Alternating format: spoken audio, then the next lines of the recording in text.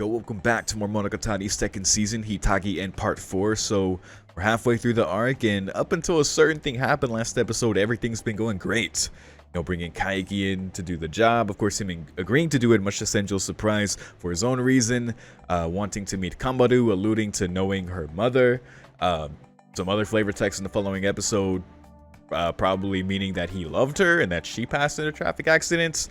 Barring whatever information there that we may or may not learn about that, he came to town, found out a bunch of info on Sengoku, dug into that, came to some pretty accurate conclusions, and established contact pretty much immediately, and established a friendship, essentially, with Sengoku as her first adherent, bringing generous offerings and having just talks with her. Of course, he's lying. He's, honestly lying with her. These two liars. But, teaching her cat's cradle patterns and just being there, it's a pretty sad situation, but, it's going well for the job that he's on. And he said by the next month, he'll be able to convince her that Araragi and Senjo died in a traffic accident.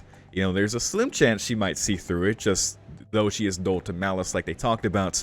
The flip side of that, there is an aspect of that most people would let slip by that she may hone in on. In that case, she'll destroy the town. And kill Kaiki, of course. But regardless, pretty high chance to succeed. And that rendezvous he had with Senjo to convey that information, they had a pretty good talk, and, barring any weirdness there. And by the end of it, Senjo broke into tears and genuinely thanked him, for what he did, which, was nice. Things seemed fine. Until Ononoki came around, delivering a message from Izuku Gaien saying, pull out. Don't keep on this job. If you fail and the town is destroyed, it's gonna fuck up everything, which is so funny because it's like learning like what she wanted to do with Shinobu, and clearly Izuku Gaien has a plan. It's obvious she doesn't want this town to not be destroyed for the sake of it just being safe or for the people. It doesn't seem that way. It seems like she has a very specific plan. I don't know what's going on there. Because she said, as of now, it's relatively fairly stable. She's kind of setting the stage, or she wanted to set the stage by making Shinobu the god there, which we know is not what Shinobu should be doing. That is not her path as an apparition. And we know what that did before during her time, so it's why does she want that? And she also apparently mentioned, due to someone's meddling, it kind of led to this. That just makes me think of Ogi Oshino, because again, she's been meddling essentially. I don't know why I was trying to think of a different word. Since Sengoku, and then apparently she did something later, a job that punishes the liars. There's a lot of liars in this show that could, and certainly enough involved in this story. So it's I don't know, probably referring to her. I don't know Ogi's deal. They alluded to Ogi, Shinobu and Araragi kind of talking about that she might be an apparition, Ogi. And, yeah, also, because it also got brought up to me by, Thorfinn, because this is definitely, just in talking about Izuku Gaien, this weird plan she has, this apparent agenda she, definitely has, and the mystery behind her, why does she have clairvoyance, and, how was she caught off guard by this new development that she didn't see coming? Obviously, it's not... She can't know everything if she was caught off guard by this, so it's what are kind of the rules behind it? But one thing that was interesting is that, why does she look so young? And it made me think, could she be an apparition? I don't know. I feel like an apparition could know a lot about apparitions if they've been around for a long time. Her even knowing about the darkness is so strange, right? It's knowing this counter-forcey, just universal force. How often can such a force be occur that she would be aware of it in her lifespan as a human? It's just strange. So yeah, it made me consider that maybe she could be an apparition. I don't know. It is interesting. But, I don't know, I look forward to learning more about her, and this, specifically, whatever this plan he had for this town that is apparently being disrupted. Because we know Kaiki ended up turning it down. He took the 3 million yen that she offered, essentially making an enemy of her. Because he was like, fuck it, she was probably my enemy anyway, because he knows his senpai, he knows how she is, so... Yeah, that's very telling. Where even Kaiki's just like, yeah, you're probably my enemy anyway. It's like, wow, man. So he pockets the money and he just continues anyway, going straight to Nadeko and using that money to continue his offering. So it's like, even said he'd come back like 98 more times. That could be just part of the lie, and that's because that period of time would be much longer than the job is necessary for the job, or even until graduation day itself. But he's definitely going the extra mile and doing everything he can for this job. But he ignored the warning. He ignored the deal. He even just double-crossed the deal by taking the money. So there was like a portion where he felt like he was being followed, which he kind of assumed was either Izuku Gain's henchman or some pissed off like a middle schooler that he probably scammed before. He said a middle school boy specifically, so yeah. And then he created a situation where he was like trying to quote unquote meet up with Nadeko's parents, like more information about the missing daughter, whatever. And use that opportunity to break in because he wanted to see. It seems like he was looking for what twisted her so much, because he noticed before just, I guess, her insanity, right? Just how broken she is. So yeah, I think he said specifically what broke her, or something along those lines. Definitely used the word broken. So he went to a room and he checked the closet, and his reaction was like, "What the hell is this?" Like, it seemed relatively shocked, so I really don't know what to think. So I'm just really curious to see what the hell is in this damn closet that's been mentioned since Nisei Monogatari. So we're gonna check it out, see what is actually in there. But before we begin the episode, just addressing more comments from Patreon. Nitano talking about Kaiki, of course, being very fascinating, very interesting, especially in his banter with Senjo Gahara, where compared to Araragi, who just kind of takes what Senjo says to him, he kind of takes it on the chin. He doesn't really snap back at her like at all. He responds in kind with his own wit. So yeah, they definitely have a good rapport. So barring any weirdness there, they definitely have some compatibility, as Nitano said. I don't like it. I mean, I enjoy the interaction, but I don't like it. And also, Kaiki's actual best girl, Matthew says. And along those lines, Orange, also getting into more Kaiki best girl. Apparently, last episode is where that thing began, calling Kaiki a heroine, which started the Kaiki best girl meme, which is possibly what led to the Kire best girl thing.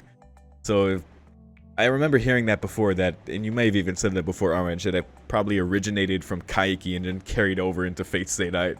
Very funny. And also, Orange answering my question about whether, in the post-up discussion last time, I kind of had a wondering of whether Shinobu would be considering to be acting as an apparition right now. And so I guess in her current state, not being really a quote-unquote vampire anymore, Orange says, and that's Meme said before, because I remember him saying this back in Izu, or was it Nisa? I don't recall. Or Neko? It was one of those.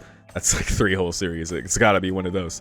But where Shinobu behaves like an 8-year-old because Araragi looks at her like one. So, and I do recall that. That was definitely a thing. So I guess basically that wouldn't apply to her. Like, the darkness wouldn't come for her because just due to her circumstance, being in a much reduced state.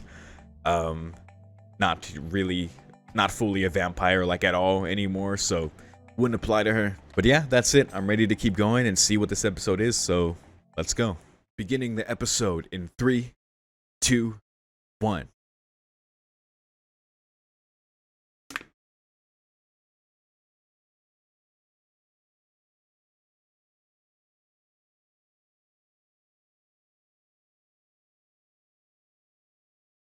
Back to the hotel. Are you going to tell us what you saw in the closet, please?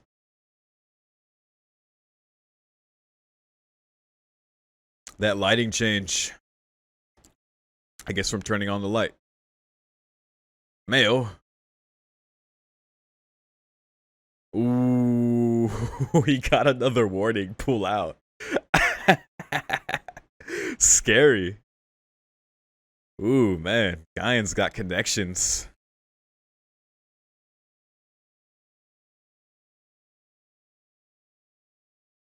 Enough. Enough. Saw a bunch of Grim Reapers there. That's telling.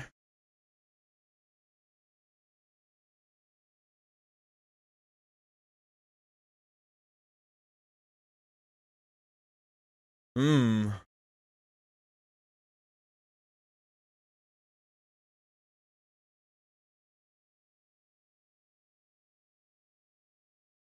Hmm. Some extraordinary syndicates. Very paranoia-inducing. We'll see what Miss Guyan does. At him not pulling out. Though through her infinite clairvoyance, she should know that he would not have taken that deal, unless that caught her off guard as well, because she thought she knew Kaiki enough that 3 million yen would be it, but, you know, she didn't factor, because at the same time, Kaiki did value enough, you know, kind of Senjo's feelings towards as well, like the thank you she gave him. And that kind of tipped the scales as well. You know, so he gets to keep that, as well as maintain the situation in kind of good standing with Senjo. So it's like, that could be something exactly what she did not account for. Maybe that's something she doesn't understand. You know? Also, this opening's still great.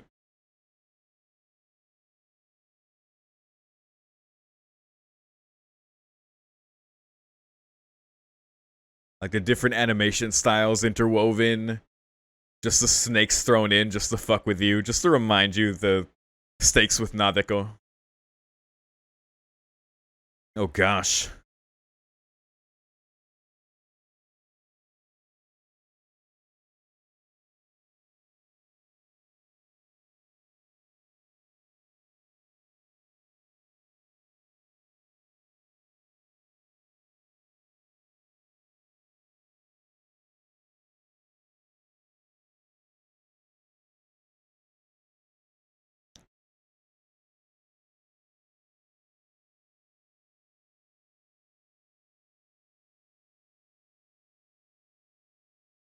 Lonely.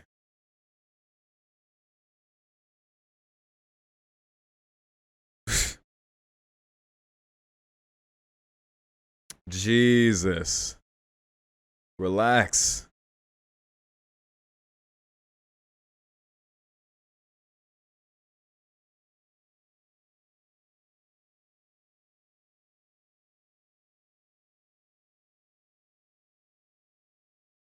Damn. Relax.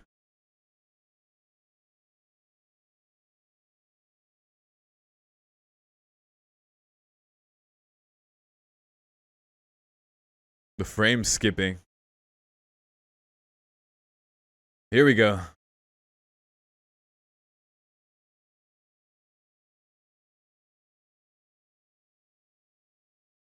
Okay.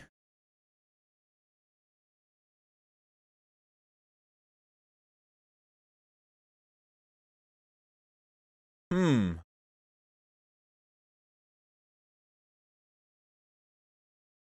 Yeah. Were you warned as well?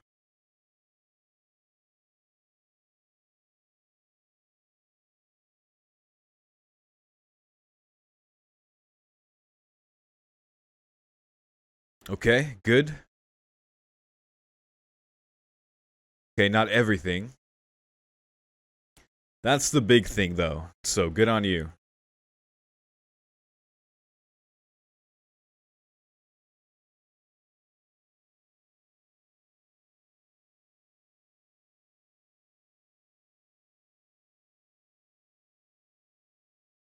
Mm-hmm. Yup, that was her talisman that she entrusted to Araragi. Ah, now I see the intention of that. Interesting.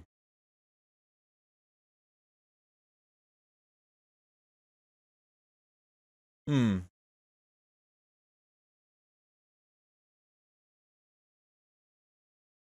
Interesting.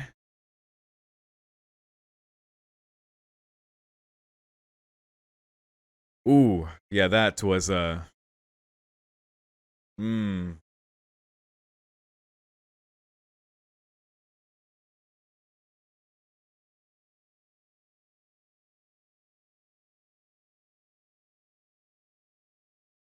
that's true.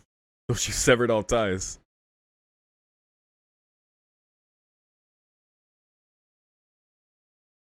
It's gonna bring Meme back.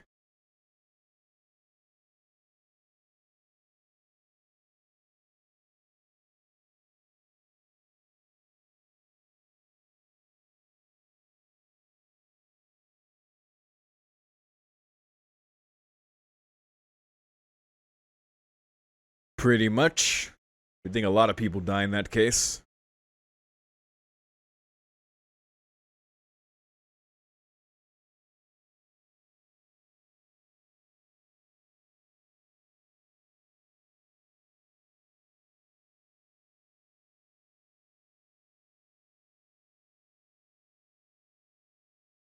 Huh.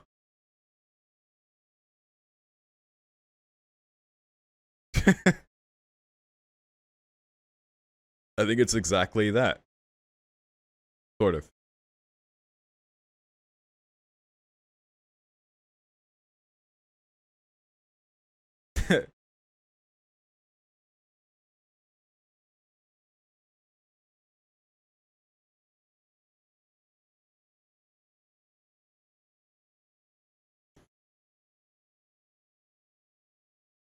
Valid question, Takaiki.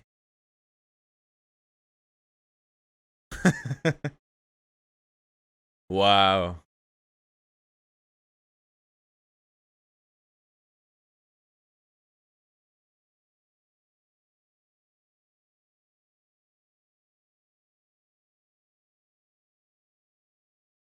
Yeah, he just took the money anyway.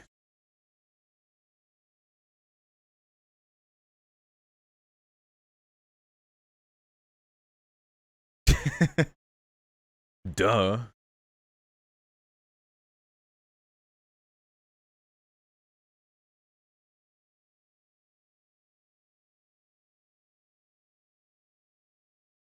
Oh, there's that thing again. Don't treat me like a child.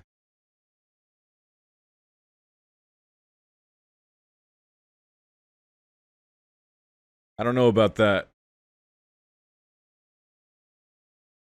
Hmm. Would she not? Because she did give the same. Yeah, because this got the same message. So was it not her? If she wouldn't do it twice.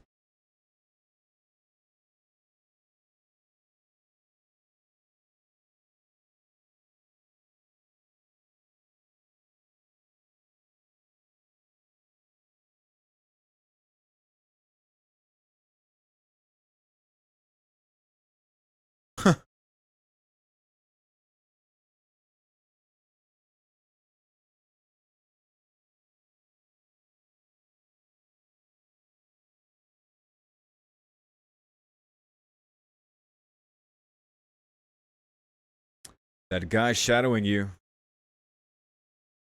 Could be. We don't know.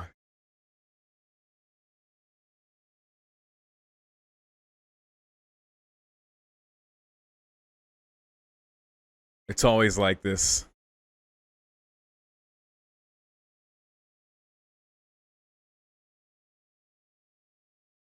Fair? Makes sense?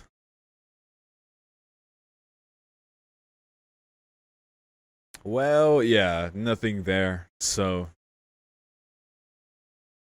and no one else even knows about this arrangement.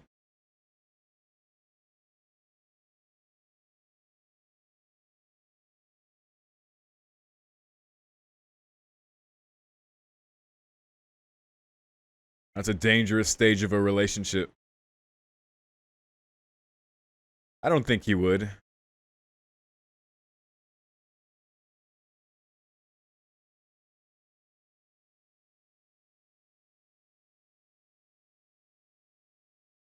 True. He would. He'd pull up. Either way, I don't like how this sounds, man. It sounds so adulterous. I hate it.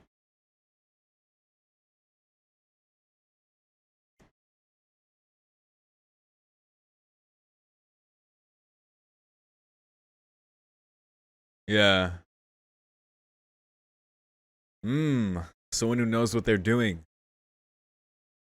Ooh, interesting.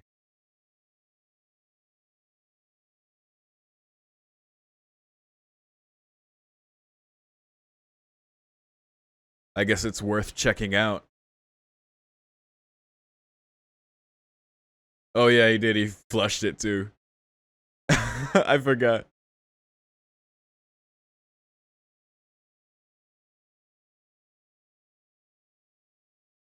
I'm not a cop. Yeah, he very just.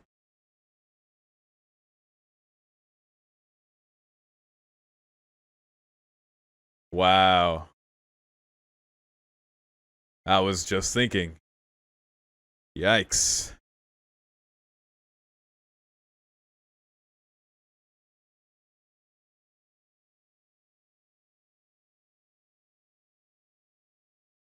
Hmm.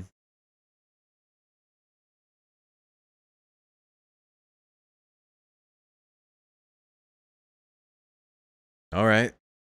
Just go make out. Relax.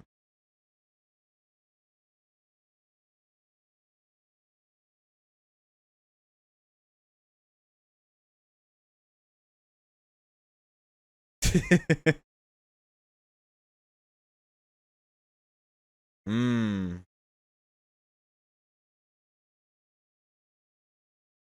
Wow. What a thought.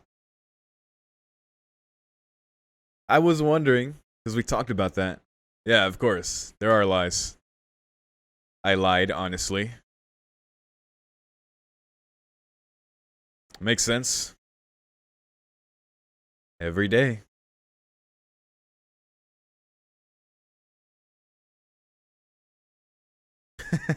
Or severance payment, yep.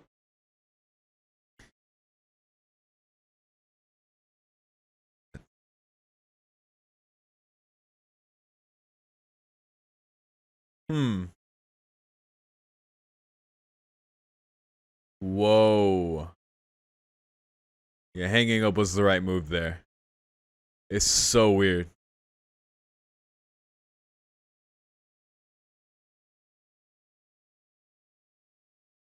An enchantress. She really doesn't like Nadeko.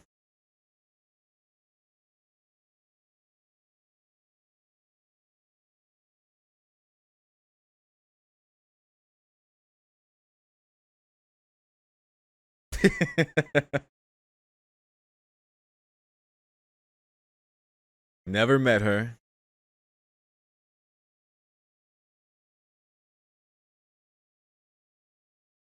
Is she saying that because she sees the effect she's had on Araragi?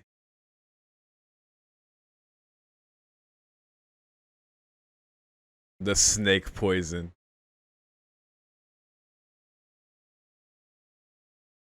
It feels like she's maybe projecting some feelings about Araragi going every day, and kind of maybe how he's acting about that.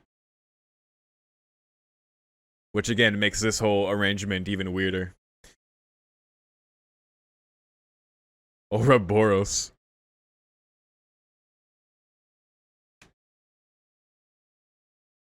That snake.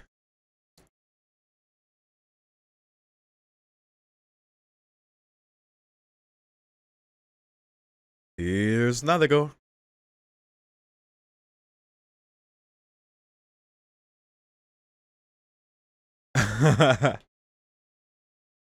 Ogyak-sama. Shout out to Majima. Some sake and take it up.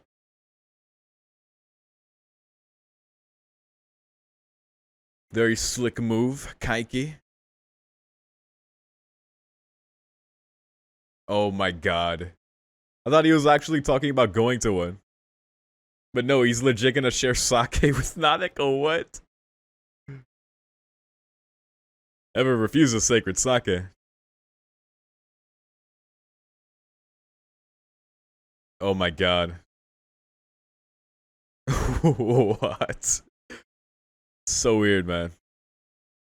So yeah, he said, I'm gonna treat this like a cabaret club then. Bring out the sake. I thought you might have died. Yo. Wow. 20,000. That text was very fast.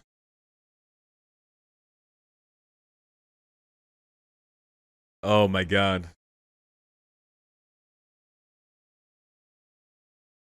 Unfortunately.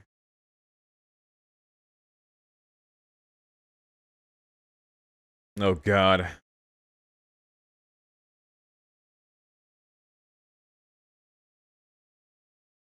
There you go.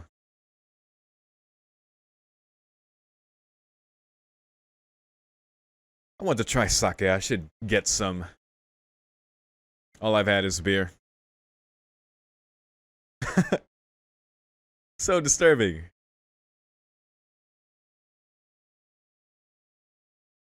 I'm sure he read that in the book he studied earlier.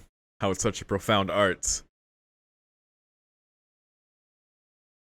Oh my. Yo. Oh my god, she's back. That salt and pepper hair.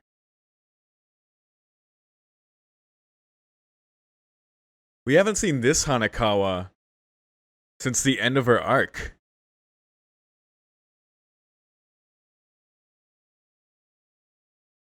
How's this gonna go?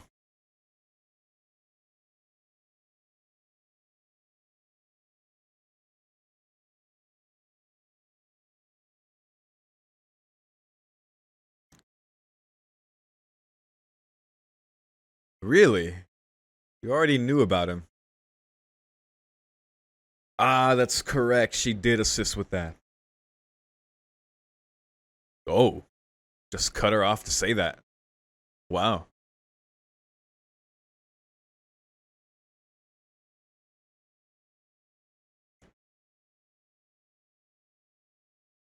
Just cut to the chase. Cut through.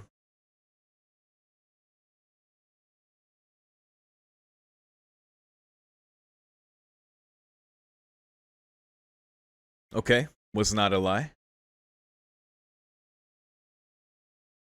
Uh, oh my god, so did she just never go?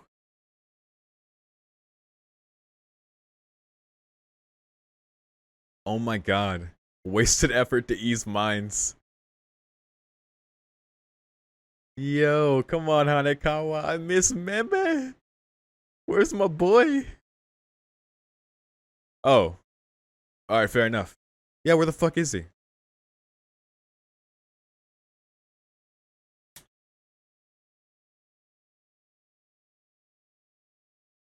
Hmm. Yeah, by who? Miss Guyan, unobserved by Miss Guyan. Oh my god. Yeah, advice. Yikes. What a misfortune. Uh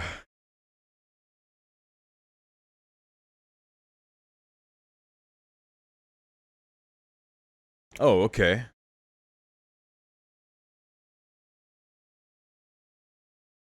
Yeah.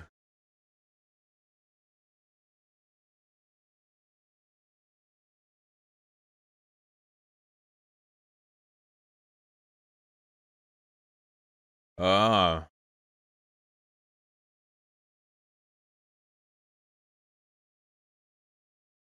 Yeah, it seems things worked out that way.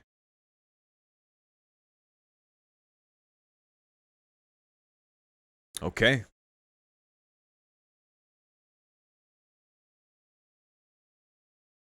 All right. It's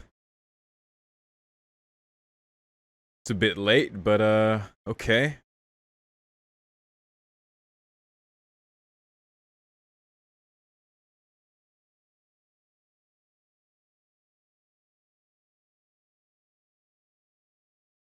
A good eye for men.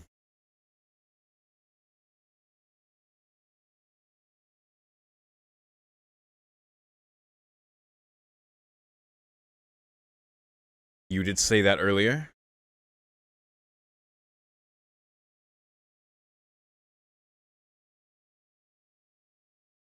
Okay.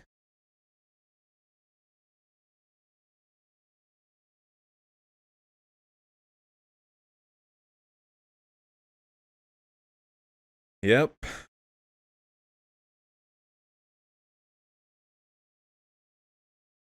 All right. Makes sense.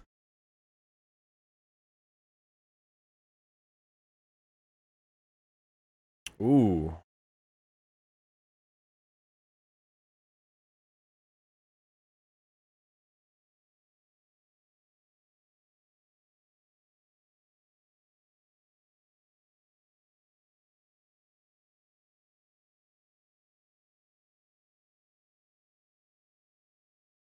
Do you swear to a god? I swear to a cat. Let's go. Let's go.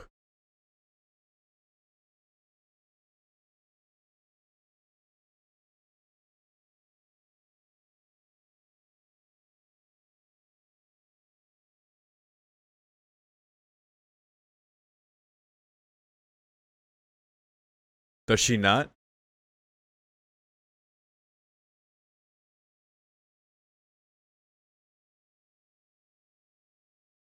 Okay, she doesn't. Fair enough. What an interesting interaction.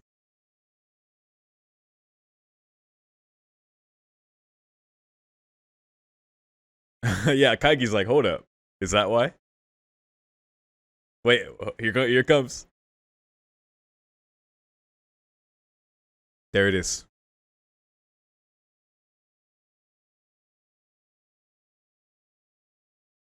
Good enough answer for him.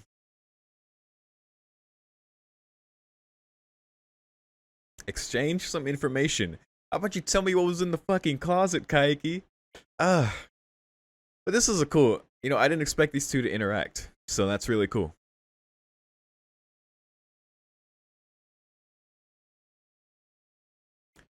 You kind of get a sense of course Hanakawa at her core, we know how she is, but just like her, like post her arc, you know, Salt and Pepper Hair, having dealt with her issues back then, or dealing with the tiger and such, you know, being properly rejected by Araragi. It's cool to see her interact with Kaiki from that perspective, and especially the difference between her and Senjo Gahara in interacting with Kaiki. Like Kaiki straight up said, like, Senjo seems to want to know how I feel or where I stand, or, you know, all these things. But then Kaiki was like, so wait, hold up. You don't want to know because you already know? Like, you can already tell? So you want to get to something that you actually want to know? Like, you must know everything. Nope. I only know what I know. Quite the opposite of Mrs. Guyan.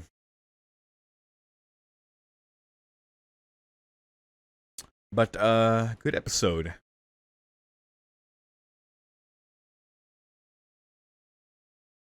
Okay, so that was a pretty good episode. First of all, it's really cool, Hanakawa interacting with Kaiki. It's like having that thought, like, I wonder how this character would interact with this character. We basically got that, which is really cool. Especially this Hanakawa, like Salt and Pepper Hair Hanakawa post her arc. I mean, we've already had arcs that are post that time period of Tsubasa Tiger, but we haven't seen her. So to see her in this state, having like properly accepted Araragi's rejection and crying about it and facing that in her new circumstances and just way of life, I don't know, it's pretty cool to see them interact. I don't know if I'm able to break down their interaction right now. There's probably more to it than I can understand off of first reaction, like a lot of things in Monogatari, but I'll try my best. We'll get there. Let's start from the beginning. So Kaiki comes back to the hotel after doing his thing and seeing Nadeko's closet, which, by the way, we didn't find out what was in it. Kaiki, how dare you leave out that detail from your narration, you bastard. I don't know, maybe we'll find out one day. But regardless, he comes back and finds another message saying to pull out. Now, he notes later, when speaking to Senjo Gahara, that Izuku wouldn't do that. Like, send the same message twice, nor would she use force to, like, force him to pull out. Like, he knows his senpai. I don't know if she'd break her own rules or defy expectations depending on how desperate she is. We know that her whole plan to make Shinobu the god has like gone awry. And also, because it didn't hit me till this episode, but we finally understand now why she left the talisman with Araragi, because she was later intending to use it on Shinobu, but because Ogi meddled before and set Nadeko's events in motions, and then her developing the Kuchinawa lie, which led to finding the talisman at Araragi's house and swallowing it, she became the god instead. So she didn't see that coming. By the way, what has Ogi been doing? What was the whole job that punishes the liars? That's probably surely connected to what's going on now, because there's a lot of liars in this story, so I don't know, man. We're missing a lot of pieces, but things are slowly coming together.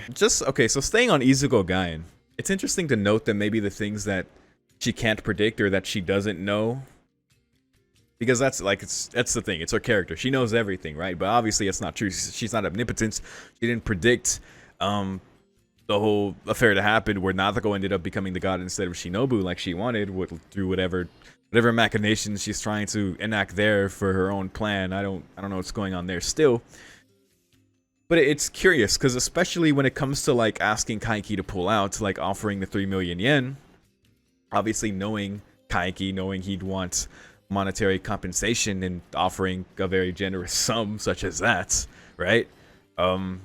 Probably thought it would work, but we know Kaiki, on top of like, because of course 3 million yen is worth way more monetarily than he was getting from this job. He just got the 100,000 yen down payment and his own reasons for taking the job, which are actually sentimental, so maybe she can't account for such things. Like, for example, him wanting to meet Tsuruga Kambaru, because he got reminded of her mother, and it kind of implied some kind of possible love there between Kaiki and her mother before she died.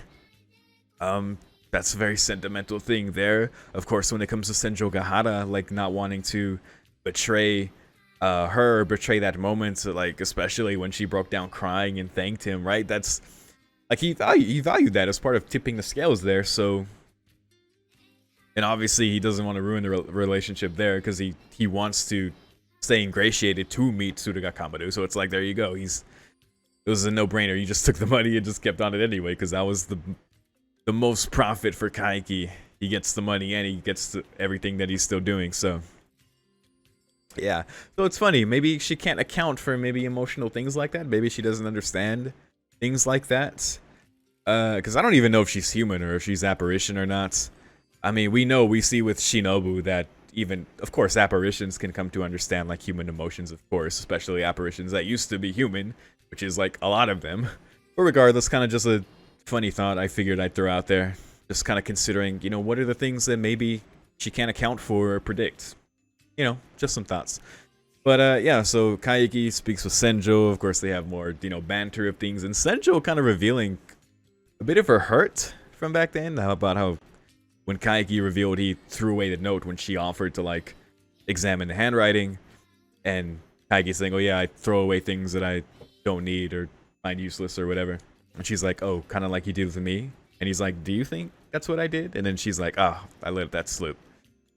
So yeah, there's like some hurt there with her still. There's this rapport with them. He's making some very trolly, like, come on, chill out comments at the very start of the conversation. What's all that leading to, man? I mean, I know this is just kind of indicative of their relationship and their past and just in them interacting now. It's very weird, of course, because Araragi doesn't know.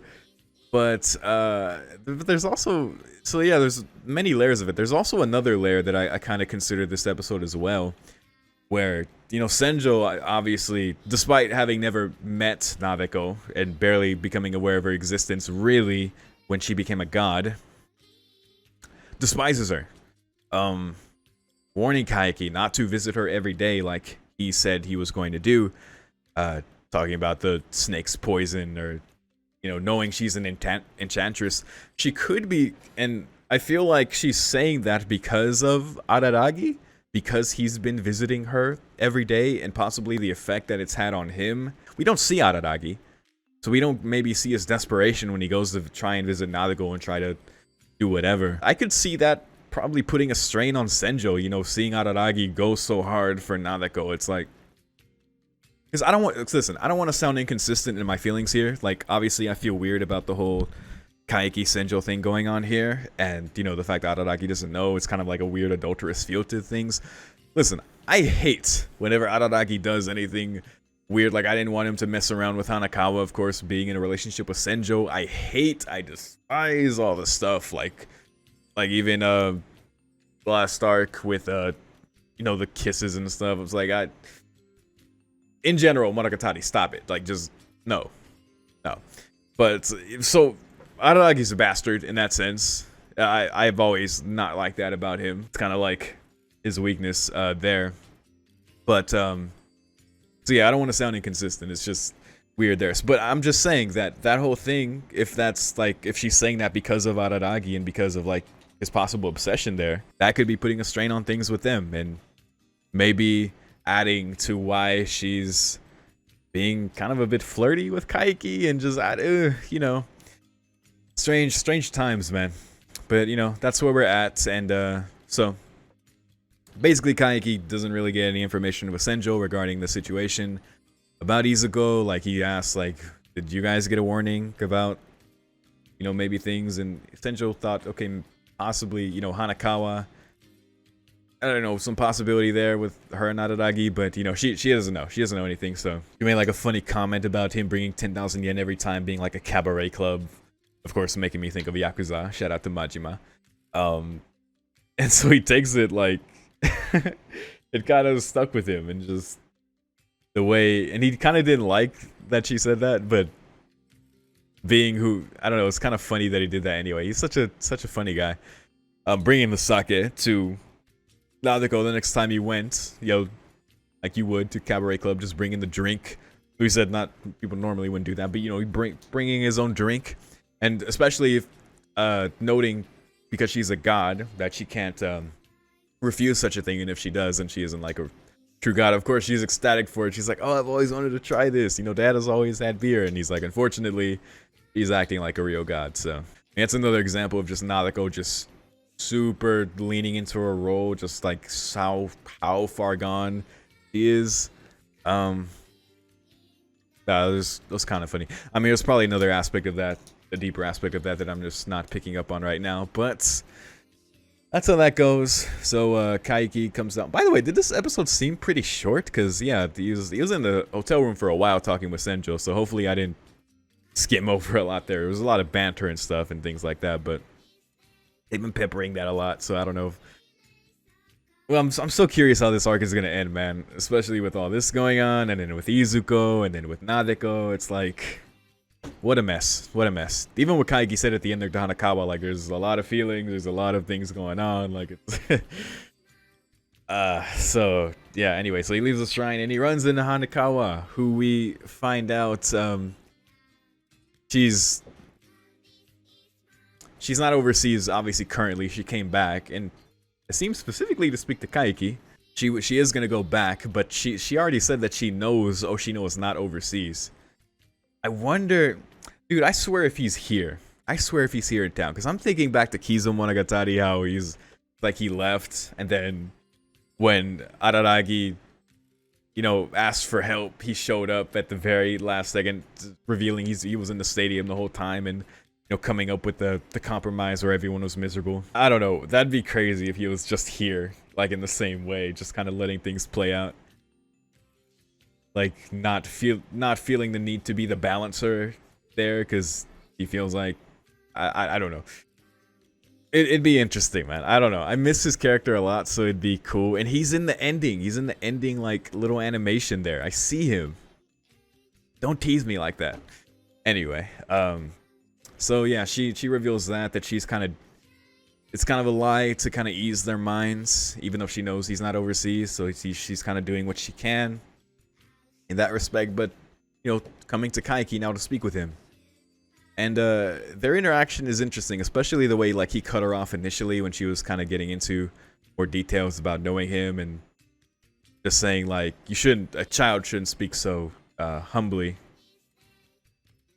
and that you know, there's things I want to talk, I'll listen, like if you want to say things, I'll listen. There's things I want to talk about with you, there's things you want to talk about with me. So it seemed like kind of just cutting through the nonsense there.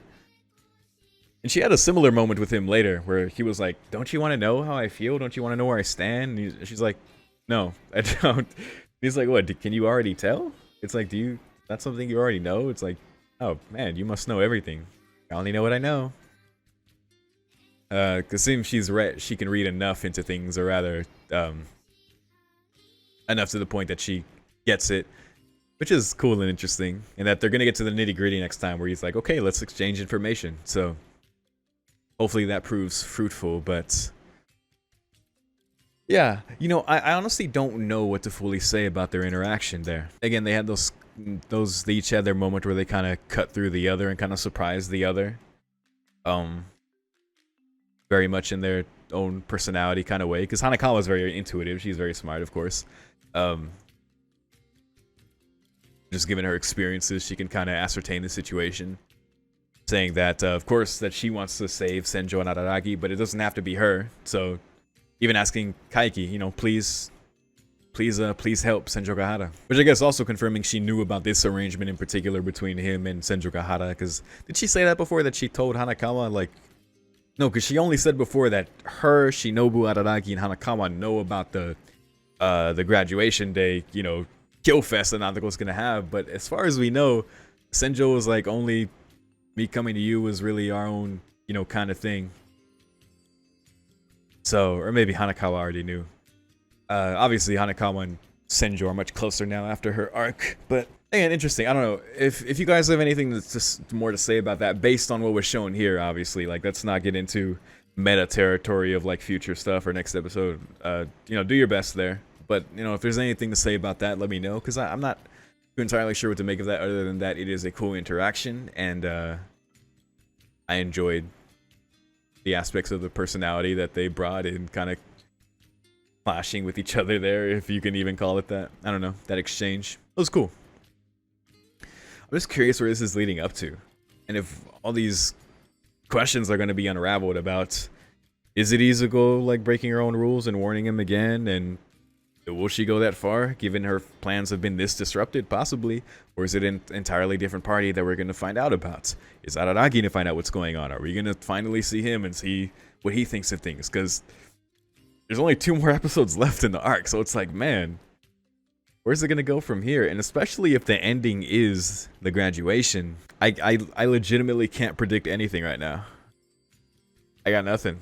Like, I legitimately have nothing. Just given what we've seen so far, not a fucking clue.